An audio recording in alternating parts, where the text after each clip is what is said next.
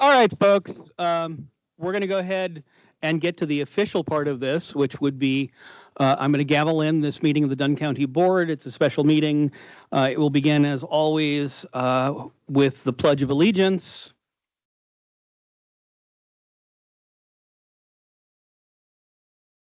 I pledge allegiance to the flag of the United States of America, to the republic from which nation, indivisible, with liberty and justice for all. And if the clerk is ready to call the roll, can you do it from there? Mm-hmm. Totally. Okay, no, I'm not ready. Give me 1 second, sorry. It's all good. Supervisor Loffer. Supervisor Breslin was going to try to join online. I don't see him at this moment. Supervisor Headland.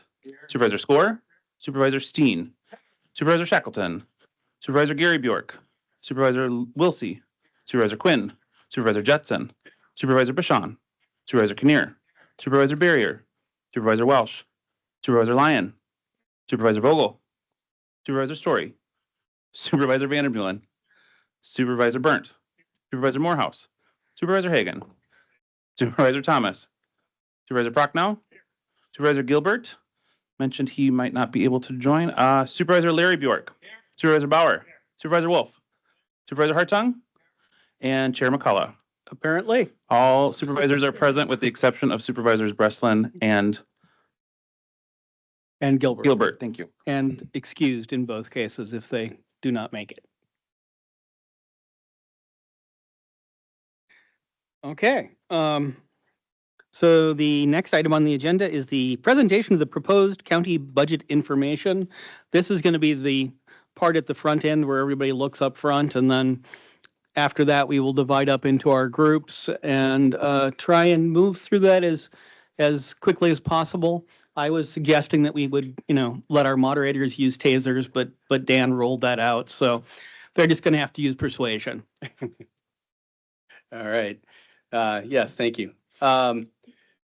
So obviously this meeting is the budget workshop. It's a little different than a normal meeting, hence the different seating and the way we go about that. So I do want to start off with we're doing some things a little bit different this year. So before I guess take any credit, I will take the blame, but we've put together a group within the county of different department heads that have been working with me in putting together the presentation and the activity for tonight. So I did want to make sure that you were aware to give them credit.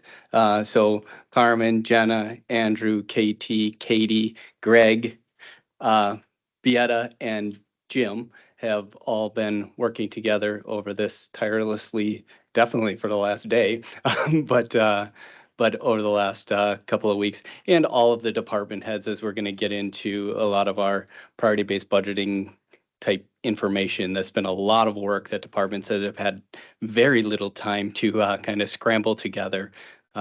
So just want to make sure that they get credit for what they do. So, all right, with that said, moving on. We're going to start off, and I think we start off the budget workshop, or we have the last few times, just kind of going over the roles of everyone as it relates to putting together the budget. So starting off, our department heads, they are the subject matter experts in their areas. Is what we hire them to do, and we know we have some of the best around to do that. So they're going to manage the day-to-day operations. They understand best practices for their specific industry. They're there to identify efficiencies within their department and to present the impacts of the services that they provide to you. Standing committees. So the role of a standing committee, and you're all on standing committees, is to provide the policy and direction to departments. You will also monitor the outcomes to make sure that they align with the policies and direction that you have provided to that. So as we talk about those meetings, those presentations are them demonstrating to you that they are doing what you have asked. And we know they do a great job of that as well. And then to provide oversight and advice to the management of the county regarding the delivery of services. The next role, my role. I know this slide doesn't play well. I didn't have time to get the final edits into that. But a lot of my role in this is the facilitation of that whole process. So working with department heads to get their budget together, kind of combining all of that into one big place, and then participating in all of the different meetings in order to receive feedback and present the budget to you and the executive committee as we move through that process. The executive committee. So the executive committee is the budget committee for the county. So that's one of the roles that's written for that particular committee. So they are in charge of budget oversight and leadership. So they're responsible for the creation of the budget. So as we move forward, and we kind of have an outline of that going forward, but the executive committee will create the final budget that will be presented at the November board meeting. And then, well, so we say that presenting the final budget to the board would be the other step there, which I get to present it. But blame the executive committee. Right. So, and then the role of the county board, and so this is something that is directly pulled from our ordinance of the roles of the county board. And I think this is really what we're here today to go over, is to provide oversight and advice to the management of the county regarding the delivery of county services. To be responsive to the needs of your constituency through effective communication, and to establish priorities for the delivery of county services through the annual budget and tax levy. It is really the biggest piece of policy that you will do on a given year.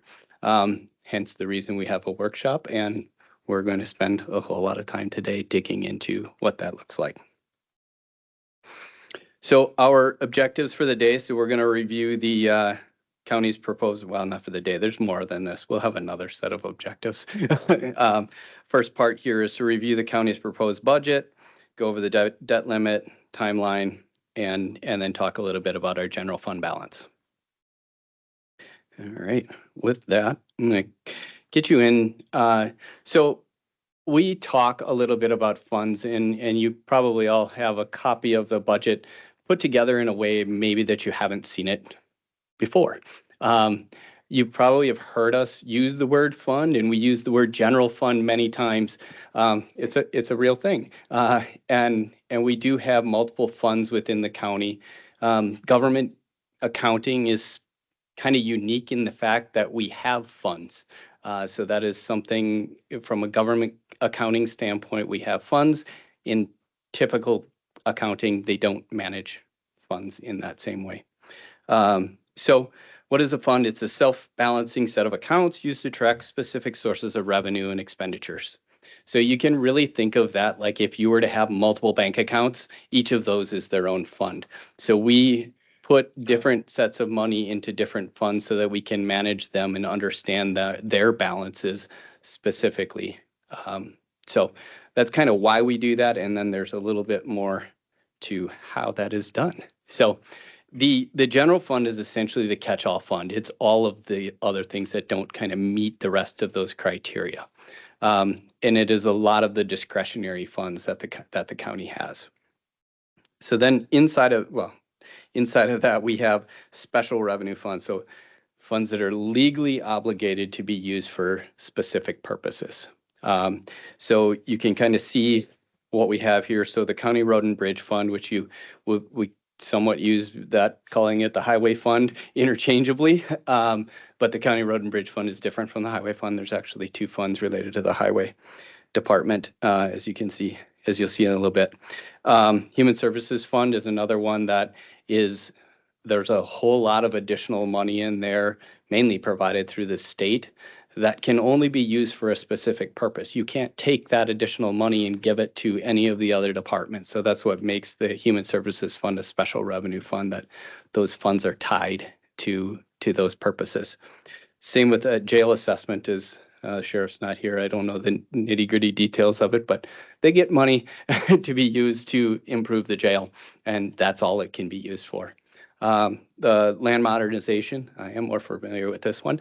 So those are funds that are received by the Register of Deeds office to go into a special fund that can only be used to improve our land information systems, and it has to meet the requirements of a plan that's put together every few years and approved by a committee. So those funds, once again, aren't something that you can collect and just go give to another department to be able to use. They have to be used for the purpose in which they were received. Capital projects, so we talk about that as we talk about our capital improvement plan. We put those all into their own fund. We track them separately. Debt service, so all debt is kind of managed through its own fund. That is a requirement by the state statutes and best practice. Then we have internal service funds. So internal service funds, and I would say highway is kind of a weird one in this regard, but it's an internal service fund by definition. The IT equipment is probably one that's a little bit easier to understand. That is a shared fund that is, we have chosen, so internal service in this particular case is similar to like a special revenue fund, but it's a choice that the county made. So we have chose to put money aside in this fund for the specific purpose of replacing our equipment in the future. So it's not legally required. It's only legally required because you all said so. The highway operations is an internal service fund.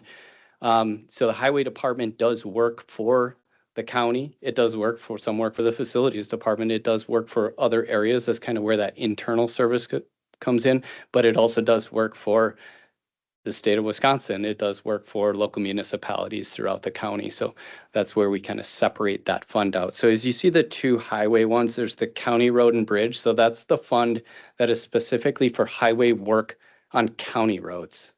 And then there's the highway operations, which is all the work the highway does, which is kind of a smashing of all of the different work. And then we have an enterprise fund. So these are services that are provided on a user fee basis. So the neighbors of Dunn County and the Transit Commission are both enterprise funds that are fully funded by the fees that they charge to provide their service. So we will kind of move on down. So you do have a version of the budget, and I'll get to that slide there, but this is kind of just a different breakdown of those different funds. So this is the general fund. So on the left, you can see the 2026 proposed budget, and on the right is the 2025 adopted budget. So I do want to kind of qualify the fact that this is the 2025 adopted budget. So the budget that was adopted in November of, well, it would have been November of 24 for the year 2025. As you do budget amendments, or we do carry forwards, that actually changes the budget. So this does not reflect those changes. If we did, you see a whole lot of anomalies in there, like you would see a carry forward of $500,000, which makes it look like maybe it's a little closer than it was the year before. So that's why we use the adopted budget. So this is what it would have been presented to you like in November of last year compared to what you're seeing today, which is about as close as we can get to apples comparison. So as you look through that, you can see our revenues on the top. So going through your levy, your sales tax, your state aid, transfer from other funds, state grants, fees for service, and others. So that's what kind of makes up that budget. And you can see what those numbers look like there. And then below that, you see the expenses. And those are just broken down between salary and fringe and operations. So you can see kind of the difference there. And then the items that are highlighted in blue, the wage variable and fund balance, you may have heard us in the past talk about wage variable. It's a tool that we use to balance the budget. And what that means is we don't expect that we will be fully staffed at all times throughout the year. We know that there will be times where we have vacancies. We know that somebody might be hired at a wage lesser than their predecessor. So to budget at 100% of of expectations would be to ask for money that we know we're never going to spend. So that's what that wage variance is just a little bit of a gap to say, we know that that's not reasonable. And that amounts to about, in 2025, that was about 3% of the salary and fringe that was projected in those areas. And then we filled the rest in with fund balance. So that fund balance in 2025 was specifically applied to certain areas that we knew were kind of maybe a one-time-ish type cost, small amounts. But realistically, it's using fund balance to pay for ongoing expenses or things that have a likelihood of becoming an ongoing expense, which is not necessarily the best practice. Moving forward, Health and Human Services Fund. So you can see what this one looks like, kind of same comparison, and you see those same differences in between the wage variance and the fund balance. And I do kind of want to point out, I mean, mainly as you look at the difference between these two numbers, and if you look at the difference between salary and fringe in the previous year and this year, that's really what is driving a lot of those differences. Next, County Road and Bridge. This was a little bit different as we talk about borrowing $3 million, which has kind of been the practice of the county. That was a way that was applied in 2025. As this is proposed right here, you see that we don't assume that you will borrow $3 million, but that is certainly something that's on the table to be discussed as you talk about balancing the budget in 2026. And then you see wage variable applied to the County Road and Bridge Fund. And then you also see a much larger fund balance. So county construction projects are something that is a much more good use of fund balance to be able to do that, because those are kind of one-time projects that you know you're not going to have to do the next year. You may want to, but you don't have to do the next year. Whereas salaries or increased costs that we know are going to happen again are not necessarily something that we would use fund balance for. And then I just wanted to go over some of those other funds that you see. So the Transit Commission, you can see their revenues match their expenses. That's intentional because they are that enterprise fund. So they try to adjust their rates in order to make sure that they're able to balance their budget. Bridge petitions are, Dustin and I were talking, we're not sure if it's required or not, but we certainly opted in at some point as a county to do that. And once we receive those, we can't say no. And that particular amount of funding also, it is levied, but it is not subject to levy limits. So that is an amount of money that we can levy without having those restrictions placed on it. Debt service. So that $5 million is the amount of money of levy that we would use in order to pay our annual debt payments. And that also is an amount that is levied, but it is not subject to limits. So we can increase that number. If we were to increase that number, we're allowed to increase the levy. And then the ERP, which is a project that we have been working on, you can see there's about $203,000 right there. That is something that we have proposed to use fund balance to pay for. In 2026 is the last year that we expect to have these costs. So these are some personnel costs, and some of that is due to the fact that we will be running two systems here. So if you're not familiar, we're planning in the end of March to switch over from our old system to our new system. And anytime you go through that process, you end up running two systems. So we're proposing to use fund balance, and this is what we had done in years past, in order to cover the cost for one of those systems before we move. We cut away that old system, and then we will just pay that ongoing expense to the new system. So this brings us back to the general fund expenses. So this is just a breakdown again of that kind of first area that I showed you, just because I did want to point out the fact of where these changes are. They are in salary and fringe. There's about a 300,000 different in operations. So that would be, the cost of pencils, the cost of any of those additional items that a department may need in order to do that. And I think we're all familiar with inflation and what that is. So a $300,000 increase, I would argue, is pretty remarkable as it relates to being able to control those costs. And that's something that we've asked in the past for department heads to hold that at zero. And realistically, though this isn't at zero, it's pretty close. So we do have it's about $2.2 million difference in salary and fringe there. So where does that $2.2 million come from? So I do want to point out that there are additional grant funded positions that were added during the year 2025. If I were to back up a few, or if you go look at that, you will see that the state grants funding line did increase by about $500,000 in the general fund.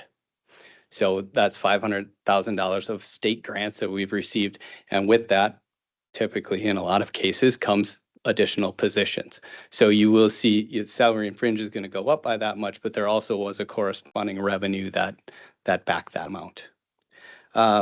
The other changes that we would have, so you've all heard us do presentations countlessly about our pay plan. So this does include the 2.75% pay increase for all employees, and a portion of that additional 0.5% is also included in that salary and fringe component. It hasn't been spread out to the departments, but we did budget for a certain percentage of employees to exceed expectations.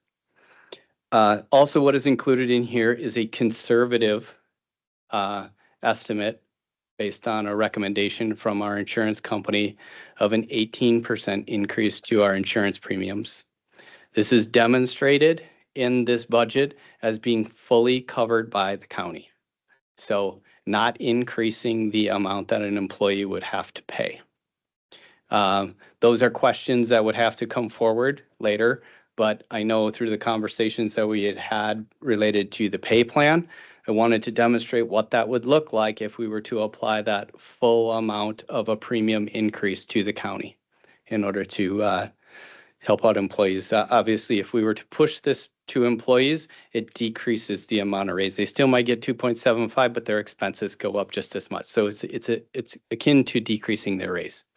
And then the next thing is we do have an increase to the Wisconsin retirement system. So the amount that the employee and the employer had to go in. So the employee side doesn't show that, but the employer side is reflected in this.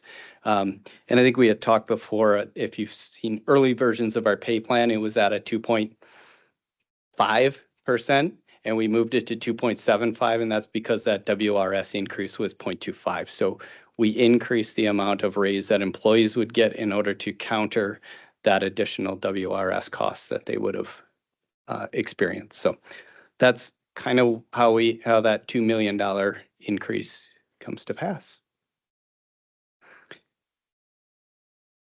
And so this is, for those of you that have been here for a long time, you haven't seen this version of the budget laid out in this particular way before. I like it this way, so I changed it. The old version that we had is still available if that's something that you want to look at. But to me, this helps me kind of gobble that up in smaller bite-sized ways that makes a little bit more sense to me. But I do want to kind of point out, so you've heard me say over and over again, and we'll say it 100 more times today because I should just give up on trying to call it something different. This area in blue is the discretionary spending of the county. So this is how that's been applied, but that is the money that you can put wherever you want. Anything else, you really can't move from one column to another. So that's as we get into the concept of those special revenue funds, right? The revenue that's been generated in one area can't be moved to another. You can move things from the general fund, though many of the grants do have strings tied to them that you wouldn't be able to move them out of that area. So this is kind of what it looks like as we break that down into those funds. And I'm going to have Beata come up and kind of go through a few more items of this, and we'll get back to it.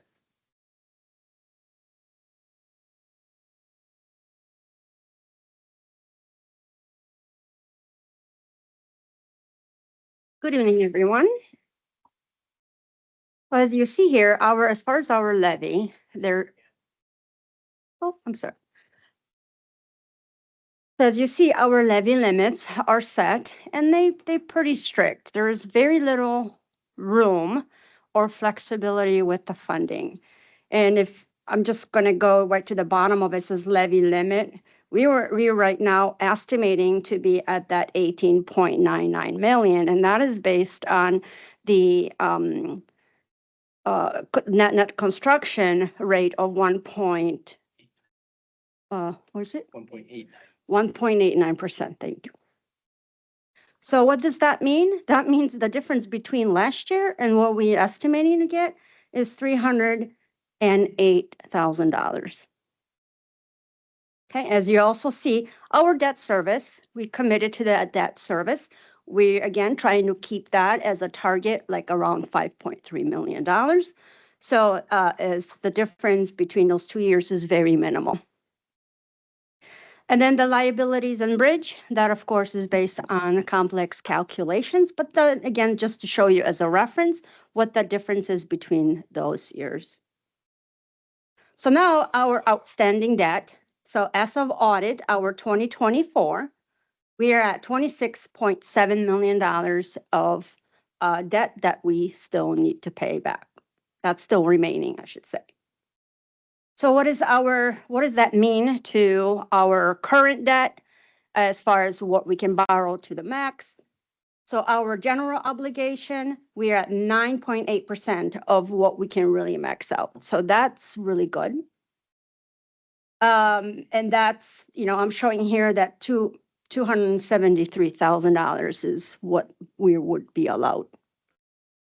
And then what we have remaining, and of course, this helps us to be where we are at with the rate. And again, just to refresh, this is Standard & Poor's global agency that reviews our financials, the economy, there's a lot more into that methodology to determine is how good are we with our finances, our financial liquidity, and so on.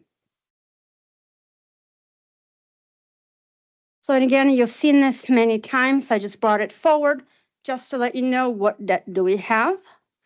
Some of it is it's ongoing. Some of them will fall off. Like the one in 2013, there's only $345,000 remaining. So eventually those items will come off. So then I want to touch base on what is our fund balance. And again, as fund balance, again, is money that's available to us that's not assigned to anything specific. So this goes back to what Dan was saying about the different funds. We have funds that are designated for specific purpose. This, our unassigned fund balance, that's the money that's available that this committee could allocate towards expenses. So what is that? As of the audit, we are at $14.5 million. But also wanted to revisit and say that in 2026, there was a CIP that was adapted, and it was at 785 of using fund balance. And what makes that 785? I believe majority of that is the squad cars, and there's some miscellaneous in the parks and facilities. And then also in 25, and we applied fund balance to the highway. Again, as Dan mentioned, this is one of those that is a one-time event, not an operating event that was allocated to highway. And then what's really available to apply to our best knowledge is $12.3 million. Okay. So the next one is, well, what does that really mean as far as what was adapted as the Dunn County Code of Ordinance? So as you recall, there is an ordinance that kind of sets those boundaries around how we're going to manage our fund balance. So it is that we will maintain those unassigned funds at no less than 35 to that 50% of our general fund operating expenses. And again, that general is not highway, it's not all these other special funds. This is the general county operations. So if you do that, where do we fit with what's available to apply is the difference. We're right there in the middle of 3.5, kind of leaning towards a little closer to the left.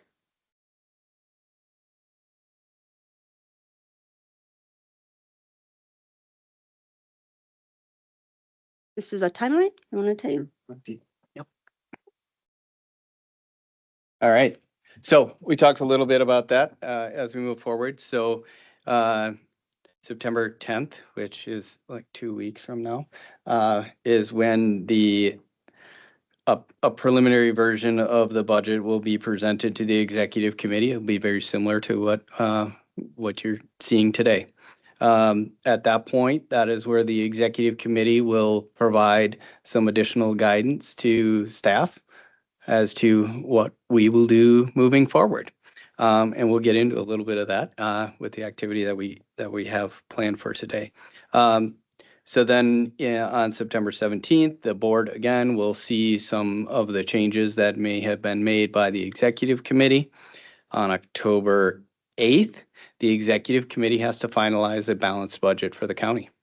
That budget is then presented, noticed to the public through an official means in order to have a budget hearing on November 12th. So that's really where that is an important date because, oh, sorry, I was on October. Yeah, I was right. October 8th, right, Andrew? Is when that has to get out in order to get into the newspaper in order to provide proper notice for the November 12th meeting. So after that, we do have some time where we will talk about that at the different meetings, but we are kind of, the budget is kind of in a state of can't really change anything until we get to that November timeframe. So that's kind of the schedule. And I do want to point out for those of you that are very familiar with the fact that the very important budget meeting is always on a Tuesday, not this year. That is Veterans Day. We're not allowed to hold the budget hearing on the second Tuesday of the month because that would be Veterans Day. So it has to be held the next day. So it is on November 12th. Be there, be square.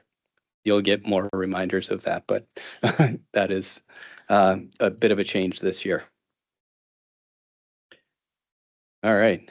Are there any questions? And I'm going to warn you, like we have like another 2 hours worth of activity, but I do want you to, if you have any questions, if you need any clarification of any of the information that I just provided, please find the microphone at your table and raise your hand. I would say at least 2 hours, but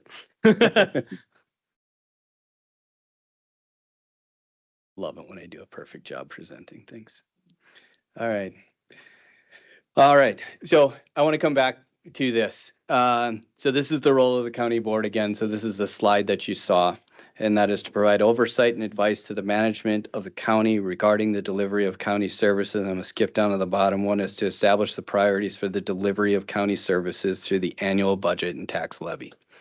and this is one of those places where Dan and I have had our conversation, and this is where I get to be the heavy because that's why y'all pay me the big bucks. So budgeting is going to be a good bit more painful this year than it has been recently.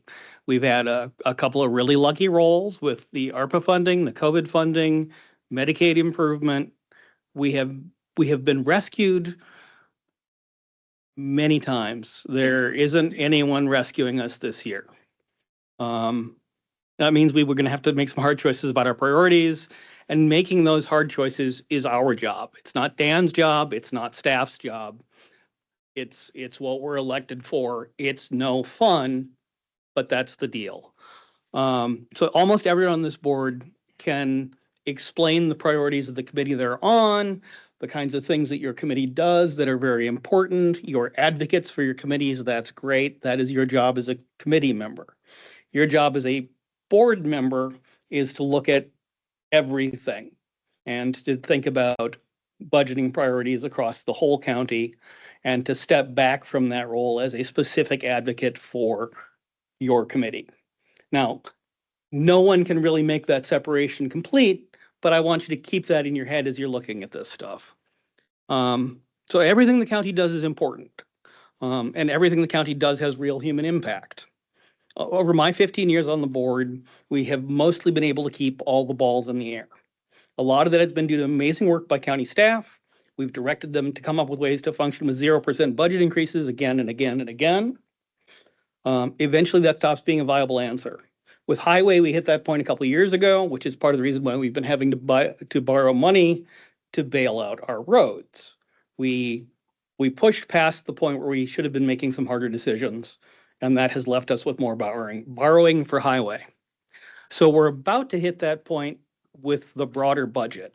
And I do not like to say this, but that's the case. And it is very likely, with the way federal funding is looking for 2027, that the case will get worse before it gets better. So we need to be thinking not just about this year's budget, but about the kind of decisions we have to make based on what we can expect going forward. So all bad news. I hate to be the bearer, but that needs to be in the back of your head as we're doing this exercise. Back to Dan. I got more bad news. Okay. So I just want to go over, and I think Kelly kind of hit on that a little bit, that there's choices that can be made, and there really aren't great ones. So as we talk about increasing fees, it may seem easy. We're going to increase fees that'll change that, but it does have impacts of potentially making programs unaffordable for those that need to use them, which can have negative impacts. It can impact public perception of those programs or of the county in general. It can lead to workarounds. My example of this is zoning permitting, right? Like, I'm just going to build something and, hope they never say anything about it, right? Because that costs too much in order to do that, and I'll take the hand slap if I get caught, right? Decreasing expenses obviously has impacts on employee morale. This meeting has impacts on employee morale. And so we're working on making sure that we message that to employees as well. And then decreasing expenses can decrease the service levels that we provide. When there's less people doing that, there's more wait lists, there's less work getting done. So not easy decisions to be made, and we recognize that. But as Kelly mentioned, that I think we're at a time where we have to start making some of those decisions. All right, now the fun part, the activity. So you've probably noticed that you're all at your own tables, and there are 6 tables.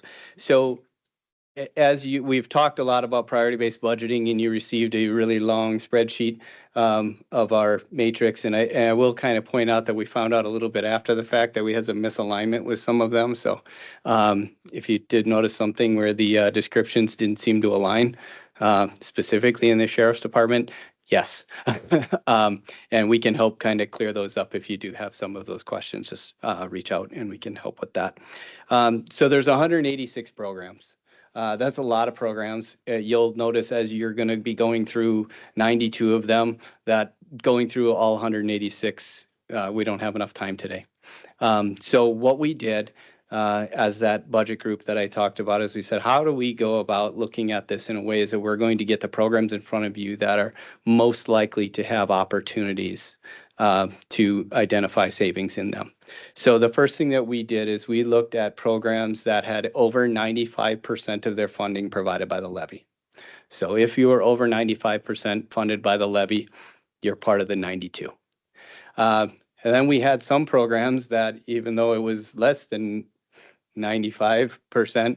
It was a big number. So we needed to make sure that we got those big numbers in there. My example to that is county maintenance. County maintenance is actually less than 95% levy. But that's also like $3 million.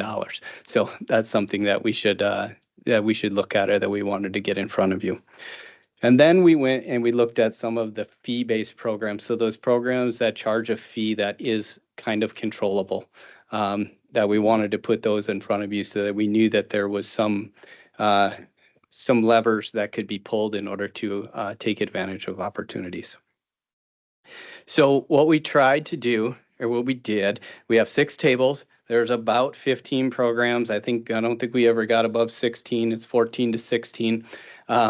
And we group those programs based on kind of a subject area. So you can see that up there. So we do have, I think I'm left to right here, right? Health and Human Services, so over where Carmen is, administration, where Jenna is, and then there's administration or other departments that report to the Committee on Administration, where Andrew is. KT's got the fees-based programs. Greg's got the shared programs and highway, and I guess I'll explain a little bit about shared programs. As we did priority-based budgeting, there's work that we do as a county that is done by everyone within the county, or specifically department heads. So one of those items is the amount of time that we spend on board meetings, is a program that we kept track of. So every department head spends time, whether it be preparing reports for their standing committee or for the full board, or attending those meetings and different things like that. That's time, and time is money, and that's kind of what we track. So shared programs, those are those types of programs that are shared amongst multiple areas. And then the highway department are there. And then we have our judiciary and law, including criminal justice collaboration, over at this table over here. So you are going to see programs kind of related to those different areas there. And what I want to call out here is, obviously we eliminated about half of the programs. And I don't want to leave those out. There may be opportunities within that.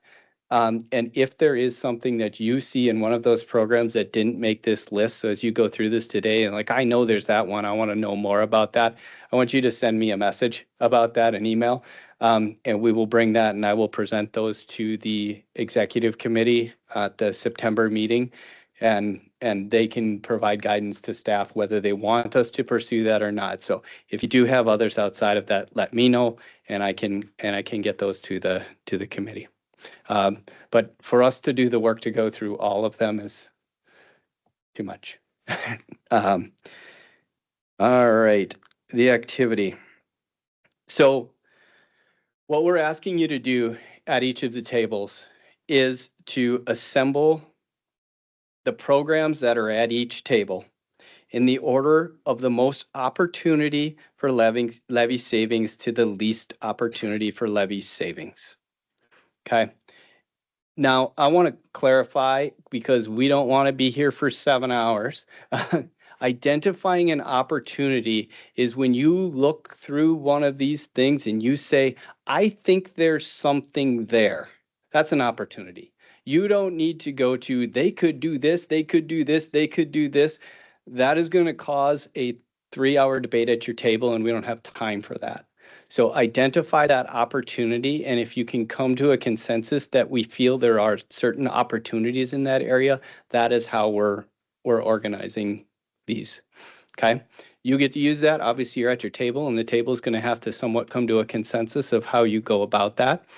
But I do want to be very careful about trying to not solve the problem, because you don't have the time. So you just kind of keep that in mind as you go through this. So the heads of your tables are aware of all of the programs. We went through this with department heads. You'll notice there's a lot of department heads here. So they are there to help provide clarity. If you have questions about different programs, we can provide some of that information.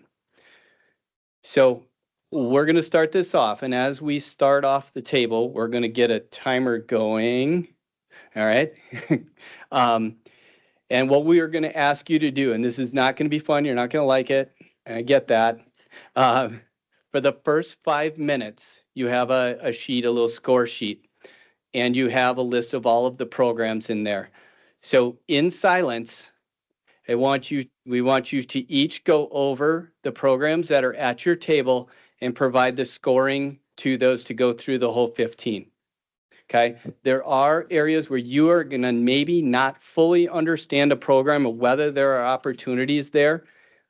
This is not the time to ask the question. There will be additional time after that 5 minutes of silence for you to ask the questions, get clarity, adjust your rankings in what you may do, but we're gonna ask right away on your own. Everybody kind of come up with your 1 through 15, with first being the most opportunity for savings, the thing that you really want staff to look at, and last, 15, being the least opportunity.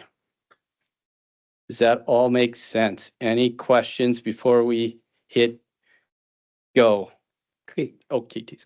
So one thing I did need to share is that specifically in the fees group, I am going to ask you to make a couple quick changes, but I think that's just when you hit the fees table, and we'll walk through that before your 5 minutes, okay? Our table leaders have been given full authority to keep you in line if you start going down a path. We did this with department heads. We could have gone an hour with one table. So this is why we continue to warn, don't go down that path. Okay, and I'm going to add one tiny bit more context that Dan would not think to. The numbers with this are numbers that we discussed with Chris as well. This isn't Dan coming in and saying, hey, these are the bad numbers. This is the conversation we've been having for the last couple of months. This specific episode, exercise, Dan and the budget team, hooray! But the numbers and the pain have been a conversation for some time. That's not just Dan.